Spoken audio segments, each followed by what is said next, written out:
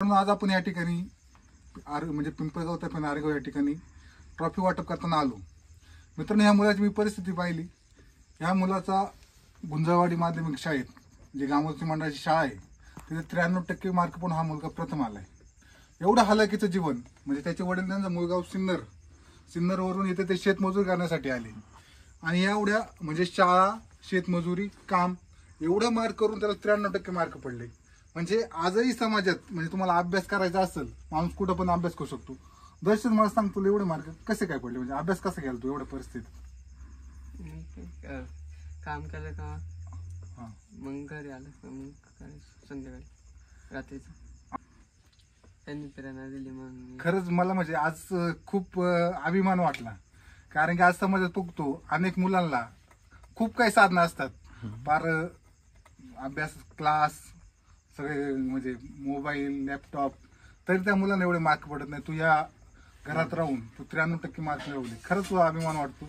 आणि माझं समाजाला एक सांगणं आहे, अशी जी होतकरू अभ्यास मुलं असतात यांच्या मदतीला आपण उतरलं पाहिजे, यांची मदत आपण केली पाहिजे.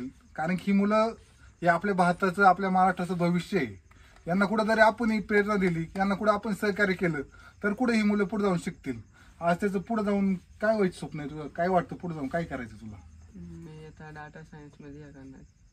डाटा सायन्स याचं स्वप्न आहे, डाटा सायन्स मध्ये काम करायचं.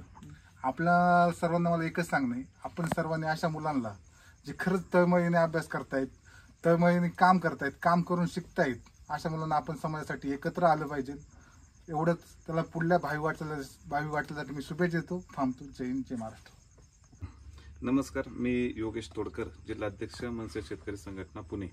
आज आपण 10वी मध्ये जो 10वीचा निकाल लागला त्यामध्ये 93% मिळवलेल्या दर्शन संदीप उगडे हा मला वाटतं नाशिक जिल्ह्यातून आपल्या गुंजाळवाडी, पिंपळगाव या परिसरामध्ये शेती करण्यासाठी आलेले हे कुटुंब आणि माध्यमिक विद्यालय गुंजाळवाडी या ठिकाणी तो शाळेत शिक्षण घेत असताना त्याला 93% मार्क्स मिळाले आहे. आपण पाहू शकता परिस्थिती, म्हणजे शेतमजूर म्हणून ते काम करत असतात आणि त्यांचे वडील संदीप जोगडे चांगल्या प्रकारे फ्लावरची शेती करत असतात. मी अनेक वेळा जाताना येताना पाहतो फ्लावरचं पीक ते चांगल्या प्रकारे घेत असतात आणि बरेच दिवस फ्लावरची शेती करतात. शेती करत असताना मुलगा त्यांना शेतीमध्ये मदत करतो आणि मदत केल्यानंतर संध्याकाळी ज्यावेळेस वेळ मिळेल तेव्हा तो आपल्या आई वडिलांचं स्वप्न पूर्ण व्हावं म्हणून आता जे आपल्याला मुलाखत दिली त्यामध्ये त्यांनी सांगितलं की आई वडिलांचं स्वप्न पूर्ण करण्यासाठी चांगला अभ्यास केला आणि 93% मार्क्स मिळालेले आहेत. शेती करत असताना आपल्या आई वडिलांना सहकार्य करणं, त्यातून जसा वेळ मिळेल तसा अभ्यास करणं आणि त्या अभ्यासातून अतिशय चांगले मार्क्स त्याला मिळाले म्हणून आम्ही या ठिकाणी त्याला भेटण्यासाठी आलो होतो.